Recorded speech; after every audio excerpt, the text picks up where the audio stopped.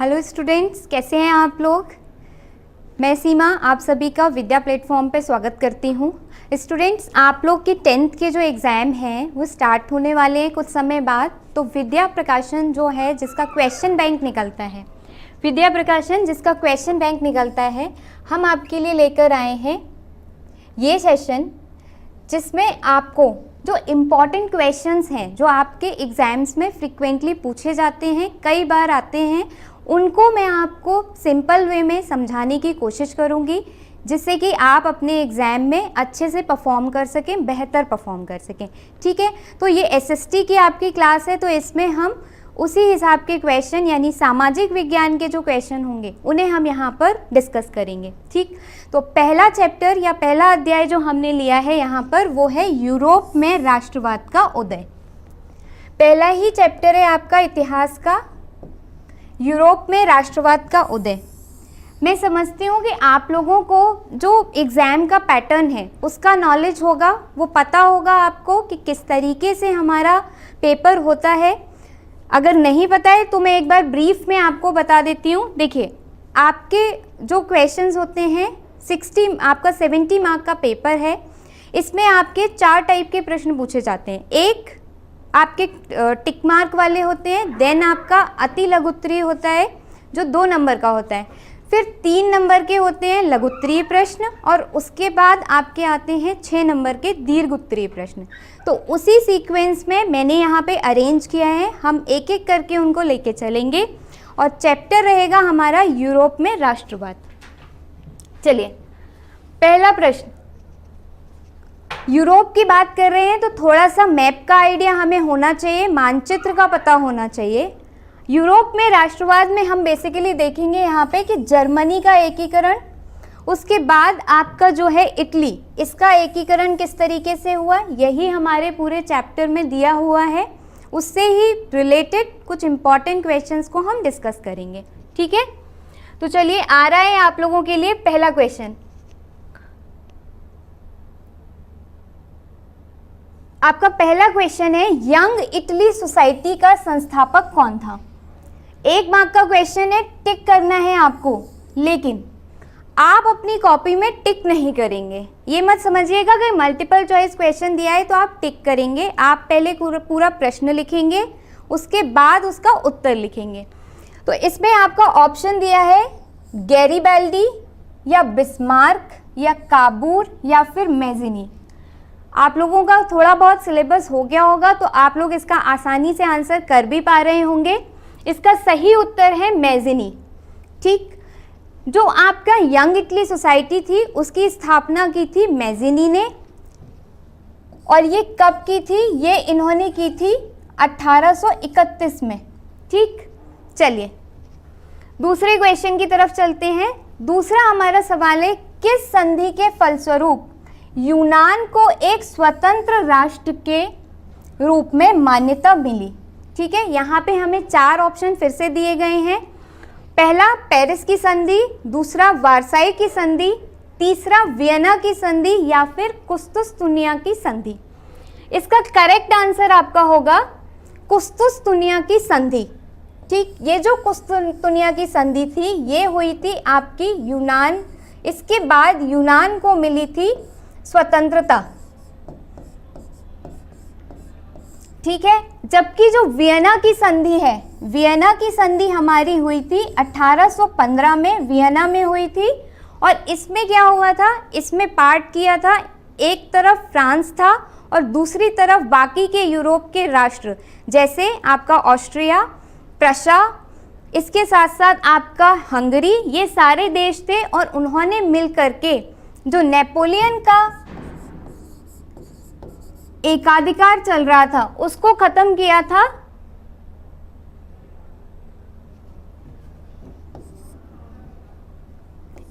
इस वियना की संधि के द्वारा।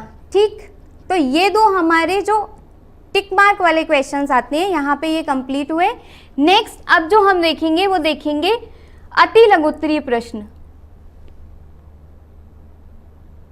इसमें सबसे पहले आपसे पूछा गया है निरंकुशवाद से क्या तात्पर्य है। देखिए यहाँ पे मार्क्स भी ध्यान रखेंगे आप लोग, 2 मार्क का क्वेश्चन है, यानी इसका 2 अंक आएगा आपका, 2 अंक का सवाल है ये। तो उसी हिसाब से हमें इसमें सिर्फ 2 से 3 लाइन में इसको मेंशन करना होगा, ठीक है। तो निरंकुशवाद आपका क्या होता है? निरंकुशवाद से तात्पर्य ऐसी सरकार या ऐसा शासन, ऐसी सरकार या ऐसा शासन जिसकी सत्ता पर किसी प्रकार का कोई अंकुश नहीं होता, किसी प्रकार का कोई कंट्रोल नहीं होता जिसकी सत्ता पर, उसे हम क्या कहते हैं? उस शासन को निरंकुशवादी शासन कहते हैं। और इसमें जो सरकार होती है वो जनता के हिसाब से कार्य नहीं करती। जैसे भारत में फॉर एग्जाम्पल हम देखते हैं, हमारे यहाँ निरंकुशवादी सरकार नहीं है। हम अपने यहाँ से रिप्रेजेंटेटिव भेजते हैं, निर्वाचित करके आपके विधायक, सांसद ये लोग जाते हैं और फिर उनके हिसाब से सरकार चलती है। तो हमारे यहाँ निरंकुशवादी सरकार नहीं है, हमारे यहाँ कैसी सरकार है? लोकतंत्रात्मक सरकार है, ठीक। ये जो निरंकुशवादी सरकार होती है, यहाँ पे सैन्य बल बहुत ज़्यादा स्ट्रॉन्ग होता है, प्रभावी होता है। तो सरकार कैसी होती है? दमनकारी होती है। तो सिंपल है बिल्कुल, निरंकुशवादी सरकार ऐसी सरकार है जिसमें जो सत्ता होती है उस पर किसी एक ही व्यक्ति का आधिपत्य होता है, और वह सरकार कैसी होती है? दमनकारी होती है, ठीक है। नेक्स्ट क्वेश्चन आपका, जनमत संग्रह क्या है? जनमत संग्रह का बहुत अच्छा एग्जाम्पल मैं आपको दूंगी। आपकी क्लास से जब मॉनिटर का चुनाव होता है तो सिंपल क्लास में मैम आती हैं और आपसे पूछती हैं कि एक कैंडिडेट ये है, एक ये बच्चा खड़ा हुआ है, एक दूसरा बच्चा ये खड़ा हुआ है, आप बताइए किसको मॉनिटर चुन लें। तो जो बच्चे हाथ उठा के सबसे ज़्यादा जिसके लिए हाँ बोलते हैं वही बच्चा क्या बन जाता है? मॉनिटर बन जाता है। यानी कि जनमत संग्रह को अगर हम परिभाषित करें तो ये एक प्रत्यक्ष मतदान है। मतदान यानी अपनी हाँ या ना बताना एक तरीके का प्रत्यक्ष मतदान है, जिसके जरिए एक क्षेत्र के सभी लोगों से एक प्रस्ताव को स्वीकार या अस्वीकार करने के लिए पूछा जाता है। आपसे मैम पूछती है कि भाई ये वाले स्टूडेंट को मॉनिटर बनाएं या इस वाले स्टूडेंट को मॉनिटर बनाएं, और उसी हिसाब से आप क्या करते हैं? ज़्यादा बच्चे अगर इस वाले के लिए हाँ बोलते हैं तो वही मॉनिटर बन जाता है, ठीक। तो ये क्या होता है? आपका जनमत संग्रह होता है। क्योंकि ये भी प्रश्न आपका 2 नंबर का था, इसलिए 2 लाइन में लिखना हमारे लिए काफ़ी है, और ज़्यादा डिटेल में लिखने की हमें ज़रूरत नहीं है। चलिए आगे चलते हैं। आपके 3 नंबर के जो क्वेश्चंस आते हैं जिन्हें हम कहते हैं लघु उत्तरीय प्रश्न। इसमें आपका पहला सवाल या पहला प्रश्न है, 1789 की फ्रांसीसी क्रांति का फ्रांस व यूरोप पर क्या प्रभाव पड़ा? बहुत इम्पॉर्टेंट है आपकी फ्रांस की क्रांति, न सिर्फ आपके 10th के एग्ज़ाम को पास करने के लिए, बल्कि अगर आप आगे कॉम्पिटिटिव एग्ज़ाम की तैयारी करते हैं, प्रतियोगात्मक परीक्षाओं की तैयारी करते हैं, तब भी आपको फ्रांस की क्रांति बहुत ज़रूरी या बहुत महत्वपूर्ण एक विषय है, ठीक। और 10th को पास करने के लिए तो है ही, हर साल एक ना एक क्वेश्चन इससे ज़रूर आता है। घुमा फिरा के कई बार लैंग्वेज इसकी चेंज कर दी जाती है, कई बार किसी तरीके से पूछ लेते हैं, कभी किसी दूसरे तरीके से पूछ लेते हैं, ठीक है। या फिर ये ऐसे लिख देंगे कि फ्रांस की क्रांति के 2 परिणाम बताइए, ठीक। तो ये आपका 3 मार्क का क्वेश्चन है, तो हमें थोड़ी सी डिटेल में हमें ये क्वेश्चन लिखना होगा। चलिए, तो इसमें एक छोटी सी पहले हम प्रस्तावना बनाएंगे, छोटी सी, उसके बाद फिर हम 2 भागों में इस प्रश्न को डिवाइड करेंगे, क्योंकि पूछा भी हमसे 2 भागों में गया है। एक तो पूछा गया है कि फ्रांस पर क्या प्रभाव पड़ा, और दूसरा हमसे पूछा गया है कि यूरोप में क्या प्रभाव पड़ा।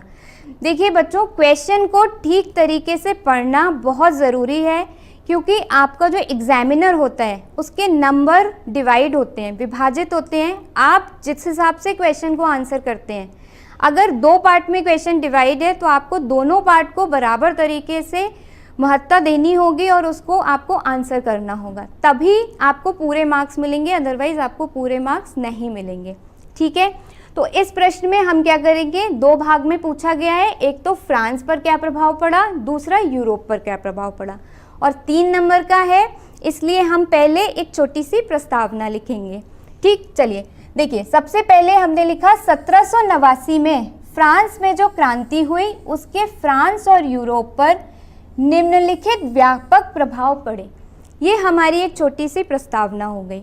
आप सभी जानते हैं कि फ्रांस में जो क्रांति हुई थी वो कब हुई थी? 1789 से फेज में चलती है एक्चुअली। 1789 से आपकी चली 1799 तक।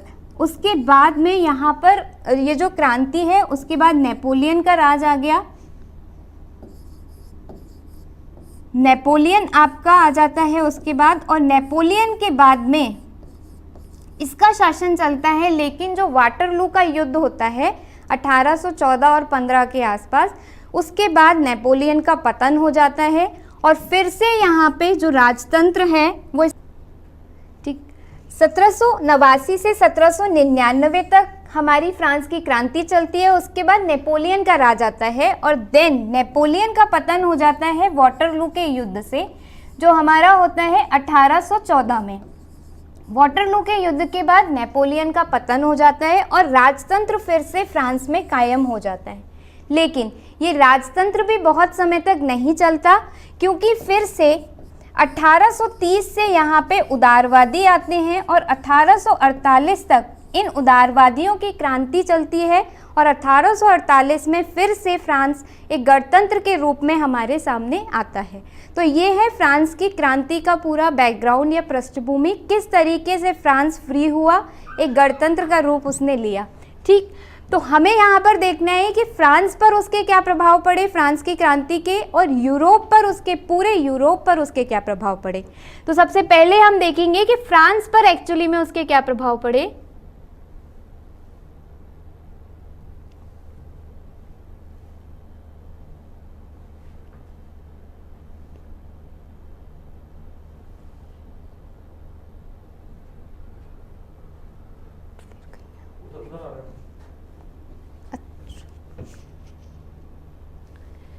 देखिए, सबसे पहला जो प्रभाव था वो था कि लुई वंश के शासन का अंत हुआ और उसके स्थान पर लोकतांत्रिक शासन की स्थापना हुई।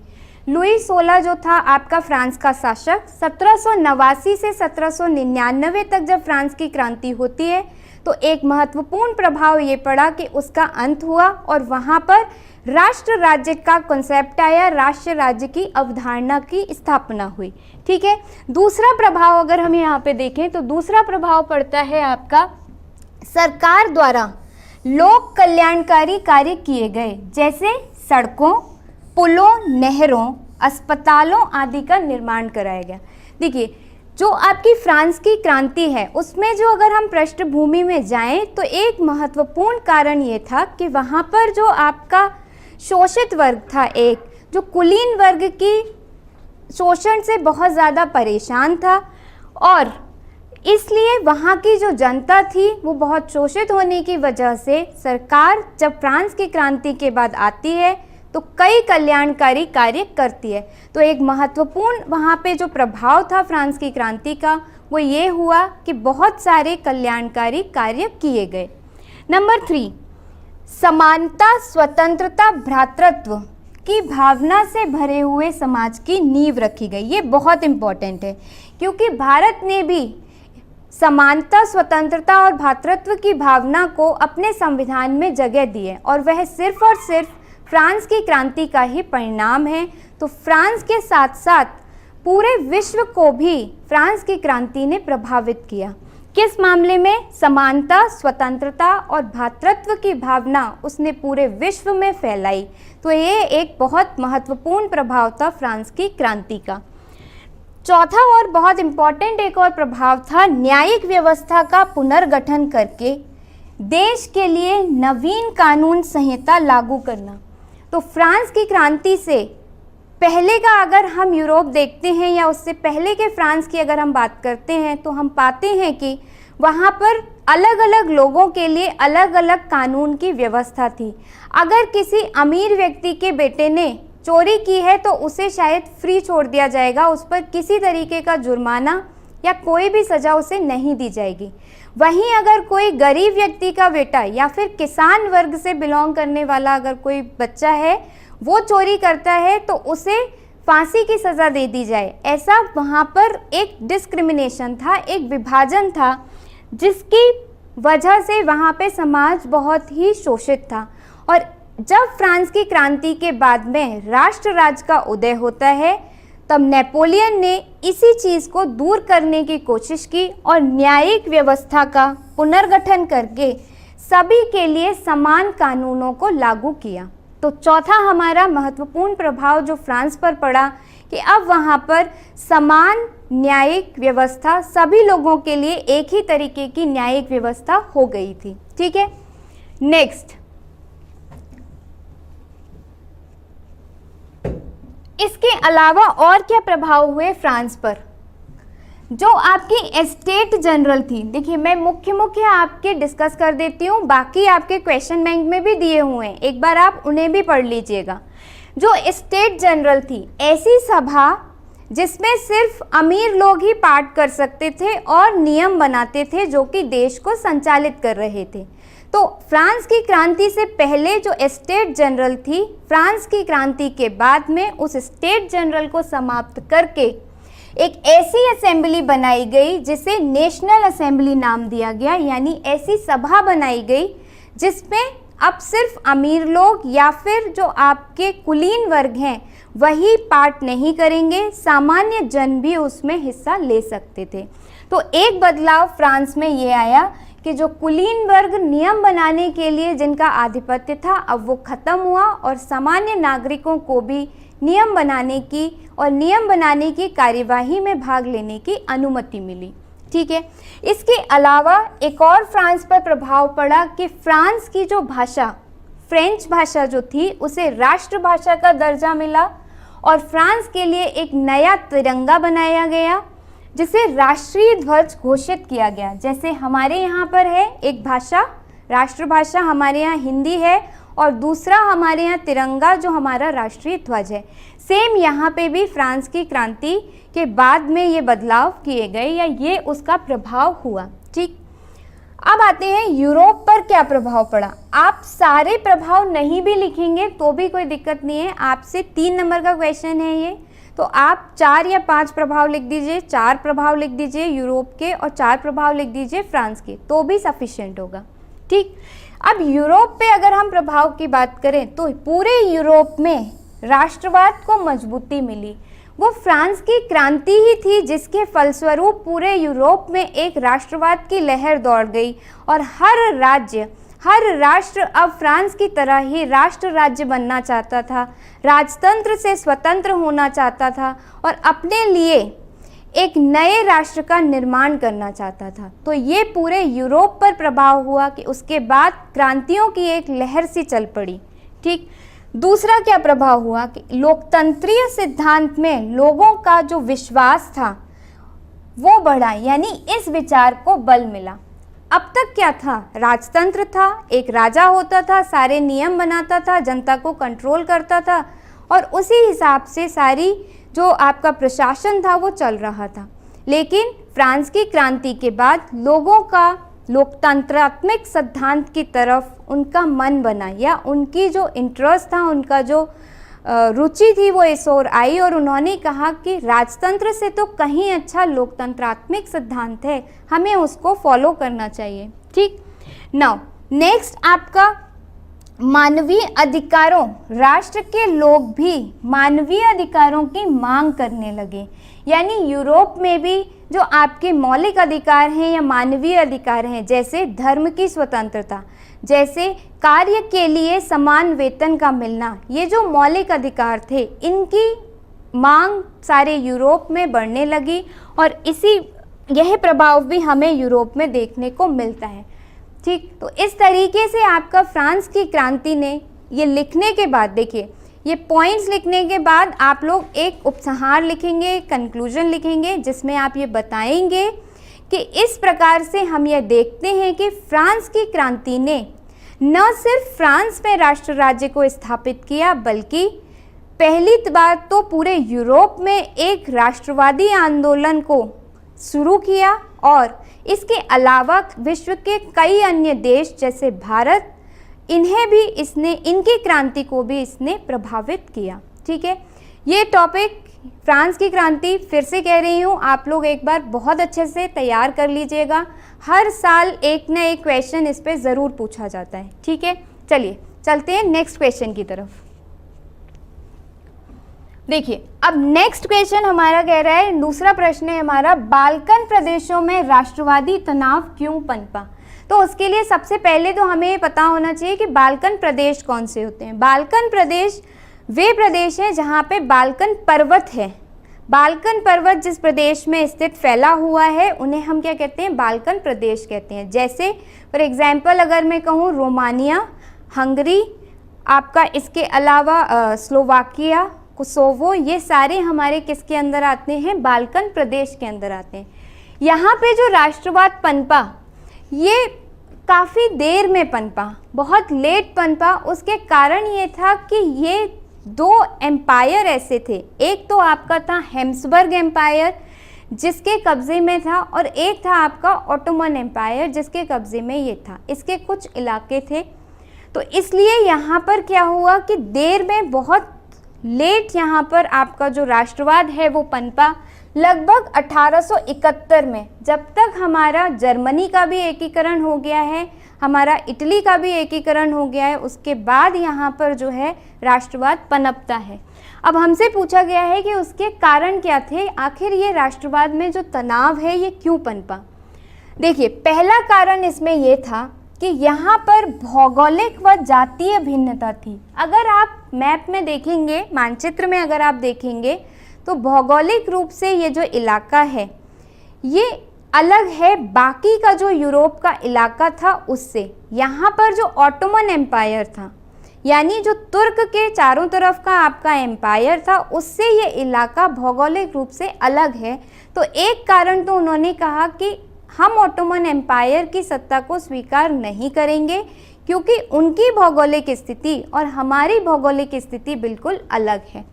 ठीक, दूसरा कारण था कि भौगोलिक जातीय भिन्नता भी थी। ऑटोमन एम्पायर जो इन पर कब्जा करे हुए था या इन्हें संचालित कर रहा था, वहाँ की जातियाँ और इस पूरे बाल्कन प्रदेश की जातियाँ भिन्न भिन्न थीं, तो वो लोग इन लोगों की सत्ता को स्वीकार नहीं कर पा रहे थे। नेक्स्ट, तनाव उत्पन्न होने का एक और कारण था कि जो तुर्क थे, वही ऑटोमन एम्पायर किसके द्वारा संचालित होता था, तुर्कों के द्वारा संचालित होता था। तुर्क जो थे और ये जो ईसाई थे, जो भी आपके बाल्कन प्रदेश के लोग थे, ये ईसाई धर्म को मानते थे और जो तुर्क थे वो मुस्लिम धर्म को मानते थे। तो इनके बीच में मतभेद होने की वजह से भी यहाँ पर हालात और गंभीर हो गए और इसलिए राष्ट्रवाद जो है और ज़्यादा स्ट्रॉन्ग हुआ, तनाव और ज़्यादा बढ़ा। और बाद में हम देखते हैं कि ऑटोमन एम्पायर इन पर से अपनी सत्ता को हटा लेता है और ये राष्ट्र फ्री हो जाते हैं, नेशन स्टेट बन जाते हैं, राष्ट्र राज्य बन जाते हैं। ठीक, इसका एक और महत्वपूर्ण कारण था भाषा में भिन्नता।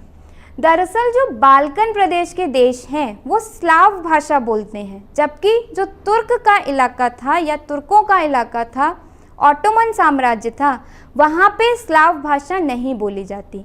और इस स्लाव भाषा ने इन बाल्कन प्रदेश के लोगों को यूनाइट किया, एकीकरण किया, इन्हें इकट्ठा किया और इन्होंने ये जाना कि इन तुर्कों के ऑटोमन एम्पायर से, ऑटोमन साम्राज्य से हम भिन्नता रखते हैं, इसलिए हमें इनके साम्राज्य को स्वीकार ना करके अलग अपना राष्ट्र बनाना चाहिए। तो ये भी एक महत्वपूर्ण कारण था, जो भाषाई भिन्नता थी उसकी वजह से भी यहाँ पर आपका राष्ट्रवाद जो है वो पनपता है। पांचवा जो एक और हम कारण दे सकते हैं वो ये कह सकते हैं यहाँ पर कि इन राज्यों में आपसी प्रतिस्पर्धा भी थी। देखिए, जो बाल्कन राज्य हैं जैसे रोमानिया हो गया, आपका हंगरी का इलाका हो गया, ये वाले बुल्गारिया का इलाका हो गया, ये राज्य आपस में भी एक दूसरे से लड़ाई करते थे। ये चाहते थे कि इस पूरे इलाके में हमारा आधिपत्य हो जाए। जैसे रोमानिया चाहता था कि बुल्गारिया का क्षेत्र भी हमें मिल जाए। तो इस वजह से भी इनके बीच में तनाव पैदा हो जाता है और तनाव की स्थिति और अधिक गंभीर हो जाती है। ठीक है, नेक्स्ट इसका कारण है कि जो यूरोपीय देश थे, जो अभी तक मैंने आपको बताया स्वतंत्र हो चुके थे, वहाँ पे राष्ट्र राज्य स्थापित हो चुका था। अब ये देश भी इस इलाके पर अपनी नज़र बनाए हुए थे और इस इलाके में अपने इस इलाके को अपने में मिलाना चाहते थे। जैसे जो आपका रूस था, जर्मनी था, इंग्लैंड था, ऑस्ट्रिया और हंगरी, ये सारे देश भी इस इलाके को वापस से अपने में मिलाना चाहते थे। इस वजह से भी यहाँ पे तनाव जो था वो और बढ़ता ही जा रहा था। तो इस प्रकार से हमने देखा कि क्या क्या कारण रहे जिसकी वजह से बाल्कन प्रदेशों में राष्ट्रवादी तनाव पनपा।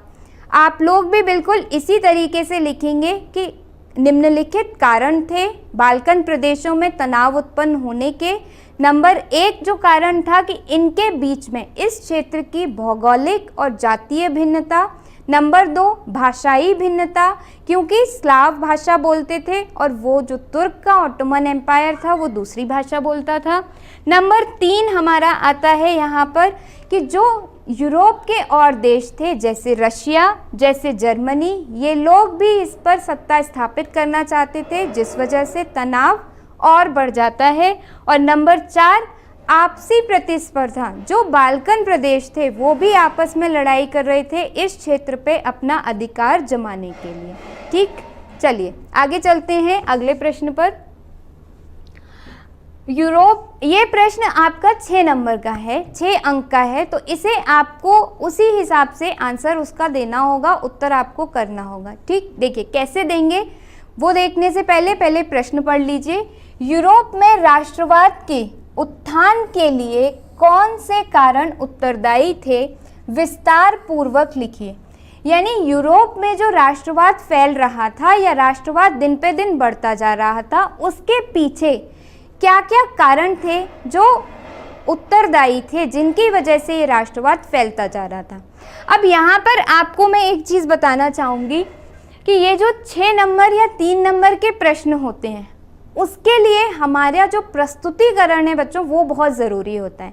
देखिए आप भी आंसर लिख रहे हैं, आपके साथ वाला भी आंसर लिख रहा है, सिलेबस सेम है, सबने बराबर तैयारी की है, लेकिन उसको ज़्यादा नंबर मिल जाते हैं, आपको कम मिलते हैं। कारण ये है कि प्रस्तुतिकरण आपका थोड़ा कम बेहतर था लेकिन उसका ज़्यादा बेहतर था। और ये जो 6 और 3 नंबर के प्रश्न होते हैं इनमें प्रस्तुतिकरण बेहतर है अगर, तो हम यहाँ पर ज़्यादा नंबर आप ले सकते हैं। ठीक, अब देखिए जैसे यहाँ पर आपका पूछा गया है यूरोप में राष्ट्रवाद के उत्थान के लिए कौन कौन से कारण उत्तरदायी थे, तो एक तो तरीका ये है कि आप इस तरीके से हेडिंग बनाकर लिख सकते हैं। एक और तरीका जो आप अपना सकते हैं, जैसे आप एक इंट्रोडक्शन दीजिए, उसके बाद आप इस तरीके का एक बड़ा सा चित्र बनाइए ऐसा, इसमें बीच में डालिए यूरोप में राष्ट्रवाद के उत्थान के कारण और हर एक टिप को पकड़ते हुए एक एक प्रभाव यहाँ पर लिख दीजिए। जैसे नंबर 1 मध्यम वर्ग का उदय, नंबर 2 यहाँ पर भाषाई भिन्नता का उदय। इस तरीके से आप एक एक करके टिप को लेकर और यहाँ पर बना देंगे। जैसे ही एग्जामिनर आपकी कॉपी देखेगा तो ये चित्र आपका उसको तुरंत कैच होगा और आपको अच्छे मार्क्स मिलेंगे। देखिए ये चीज़ तो आप भी समझते हैं कि लिखा हुआ पढ़ने में थोड़ी सी बोरियत होती है, लेकिन इमेज जैसे ही हम देखते हैं, जैसे ही हम कोई चित्र देखते हैं वैसे ही हमें थोड़ा अच्छा लगता है और हमारे दिमाग में भी जल्दी हम ग्रैस्प कर लेते हैं। वही आपको ट्रिक यहाँ पे फॉलो करनी है और आपको उसी तरीके से इसको आंसर करना है। तो आप एक ये तरीका भी अपना सकते हैं। चलिए हम वापस अपने प्रश्न पर ही चलते हैं। यूरोप में राष्ट्रवाद की शुरुआत लगभग 19 शताब्दी के आसपास हो जाती है। 19वीं शताब्दी के आसपास हम देखते हैं कि यूरोप में राष्ट्रवाद पनपने लगा है फ्रांस की क्रांति के बाद में। ठीक, इसके कारण अगर हम देखें तो ये हमारी हुई, देखिए ये हमारी हुई प्रस्तावना, जिसमें हमें सिर्फ लिखना है कि 18वीं सदी के मध्य तक राष्ट्र राज्यों का उदय नहीं हुआ था, लेकिन 19वीं शताब्दी के प्रारंभ तक राष्ट्रवादी भावनाएं फैलने लगीं और राष्ट्र राज्यों नेशन स्टेट का निर्माण हुआ। और यूरोप में राष्ट्रवादी भावनाएं फैलने के निम्नलिखित कारण उत्तरदायी थे। ये हमारा हुआ प्रस्तावना। उसके बाद आप अपनी बॉडी पार्ट इसको स्टार्ट करेंगे। पहला कारण मध्यम वर्ग का उदय। देखिए 18वीं शताब्दी या 18वीं सदी की हम बात करें तो यूरोप में इंडस्ट्रियल रिवॉल्यूशन या औद्योगिक क्रांति आपकी आ चुकी है। जब औद्योगिक क्रांति आई तो बहुत सारे व्यापारी, बहुत सारे उद्योग वर्ग हमारे सामने आता है, हम उन्हें देखते हैं। ठीक, ये जो उद्योग वर्ग था ये अच्छा खासा पैसा कमा रहे थे, लेकिन अभी भी समाज में उनकी जो स्थिति थी वो अच्छी नहीं थी, पहली बात। दूसरी बात, जो किसान वर्ग था उसका भी शोषण हो रहा था। तो इस वर्ग के उदय की वजह से, इस वर्ग की समस्याओं की वजह से जो यूरोप में राष्ट्रवाद था वह बहुत ज़्यादा पनपता है, बहुत ज़्यादा फैलता है। तो एक अच्छे खासे मध्यम वर्ग के उदय होने की वजह से यूरोप का राष्ट्रवाद बहुत ज़्यादा फैला या बहुत ज़्यादा समय तक चला। वही यहाँ पर लिखा हुआ है, आप एक बार इसको पढ़ लीजिएगा। जैसे 18वीं सदी तक यूरोप के विभिन्न देशों में दो ही वर्ग थे। पहले तो दो वर्ग थे, कुलीन था और एक निचला वर्ग था। लेकिन जब इंडस्ट्रियल रिवॉल्यूशन, औद्योगिक क्रांति आई तो एक जो आपका वर्ग है उद्योगी वर्ग या जो उद्योग धंधों में लगे हुए आपके इंडस्ट्रियलिस्ट हैं, वो वर्ग और आ गया। और अभी वो पैसा कमा रहे हैं लेकिन उन्हें उतनी फ्रीडम नहीं है जितनी कि आपके कुलीन वर्ग को है। राजा हो गए, पादरी हो गए, जितनी उन्हें है इन्हें नहीं है। तो इस वजह से भी आपका यूरोप में राष्ट्रवाद पनपा। ठीक, नेक्स्ट कारण अगर हम देखें यूरोप में राष्ट्रवाद के, तो दूसरा कारण है उदारवादी विचारधारा का प्रारंभ। उदारवादी यानी कि लिबरलिज्म। उदारवादी आपकी ऐसी विचारधारा होती है जो सभी की स्वतंत्रता के लिए बात करती है, जो ये कहती है कि किसी एक वर्ग का शासन नहीं होना चाहिए, सभी को शासन में समान रूप से हिस्सा लेने की अनुमति होनी चाहिए। ठीक, तो एक उदारवादी विचारधारा पनप रही थी जिसकी वजह से यूरोप में राष्ट्रवाद बहुत ज़्यादा फैला। राष्ट्रवाद तो आप लोग समझ रहे होंगे, राष्ट्रवाद यानी राष्ट्र के प्रति अपनी निष्ठा, यानी मुझे ऐसा राष्ट्र चाहिए या मैं अपने राष्ट्र से प्रेम करता हूँ, उसे हम क्या कहते हैं, राष्ट्रवाद कहते हैं। ठीक, ये दो कारण हुए, आपका पहला मध्यम वर्ग का उदय और दूसरा आपका उदारवादी वर्ग या उदारवादी क्रांति हुई उसकी वजह से। तीसरा, यूनान का स्वतंत्रता संग्राम। देखिए, जब एक व्यक्ति सफल हो जाता है तो हमें थोड़ी हिम्मत मिल जाती है वही काम करने की। जैसे अगर मैंने कोई नया बिजनेस स्टार्ट किया तो शुरू में बहुत समस्याएं आएंगी, लेकिन अगर मैं सफल हो गया तो मेरे जो छोटे भाई बहन हैं वो भी कहेंगे कि अरे दीदी इतनी सफल हुई हैं, हम भी वही काम करेंगे, तो उन्हें मजबूती मिल जाती है। और वही कुछ हुआ था यहाँ पर, क्योंकि 1831 में यूनान स्वतंत्र हो गया था, एक गणतंत्र बन गया था, जिसने बाकी के यूरोपीय देशों को मोटिवेट किया, प्रेरित किया, जिसकी वजह से वे स्वतंत्र हो, जिसकी वजह से उन्होंने राष्ट्रवाद को महत्ता दी और राष्ट्रवाद के लिए क्रांति करना शुरू की। ठीक, तो तीसरा कारण था यूनान की स्वतंत्रता या यूनान की सफलता भी कह सकते हैं हम इसे। चौथा कारण था संस्कृति की भूमिका। ये बहुत महत्वपूर्ण है क्योंकि देखिए इस समय पर हम देखते हैं रूमानीवाद यानी संस्कृति को लेकर के लोगों को जोड़ने का जो कार्यक्रम था वह चल पड़ा था। और जब हम कल्चर से जुड़ जाते हैं, जब हम संस्कृति से जुड़ जाते हैं तो हम कोई काम और आसानी से कर पाते हैं। जैसे अगर आप ट्रेन में सफ़र कर रहे हैं, आपके ही इलाके का कोई व्यक्ति अगर आपको मिला, आपकी संस्कृति, आपका पहनावा, आपका वेशभूषा और उसका वेशभूषा समान है, तो आपका एक पर्सनल अटैचमेंट हो जाता है उसके साथ में और आप समझने लगते हैं कि वो मेरे ही, हम लोग क्या हैं, भाई भाई हैं। एक इलाके के होने से भी ऐसा होता है और वही सारी घटनाएं इस समय हो रही थी। संस्कृति ने बहुत बड़ी भूमिका निभाई राष्ट्रवाद यूरोप में फैलाने के लिए। जैसे इसका उदाहरण हमें देखने को मिलता है पोलैंड में। पोलैंड में क्या हो रहा था कि एक आपके व्यक्ति थे जिनका नाम है, एक व्यक्ति थे, आपके यहाँ लिखा नहीं है, एक व्यक्ति थे आपके कॉर्पिसिको। इन्होंने क्या किया, अपना एक ओपेरा हाउस खोला और वहाँ पे उन्होंने पोलैंड के संगीत को बजाना शुरू किया। तो जिन लोगों ने भी वहाँ पर वो संगीत सुना और उनका अटैचमेंट उस संगीत से पहले ही था, लेकिन जब उन्होंने दोबारा से वह संगीत सुना तो उनका अटैचमेंट और हो गया और वे राष्ट्रवाद की धारा में कूद गए या राष्ट्रवाद के युद्ध में कूद गए। तो इस प्रकार से संस्कृति ने एक बहुत बड़ी भूमिका निभाई या बहुत बड़ा रोल प्ले किया राष्ट्रवाद को फैलाने में यूरोप में। पांचवा एक कारण भाषा।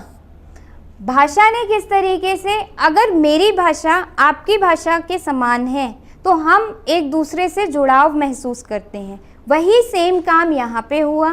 भाषा इसलिए क्योंकि यूरोप में अभी भी कई राज्य ऐसे थे जो अपनी भाषा का खुलकर प्रयोग नहीं कर पा रहे थे। जैसे रशिया जो था वो पोलिश भाषा को अलाउ नहीं करता था, उसकी परमिशन नहीं देता था।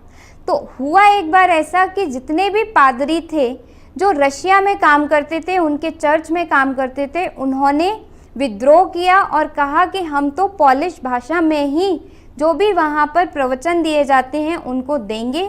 और जब उन्होंने इसका विद्रोह किया तो रशिया ने उन्हें जेलों में डाल दिया।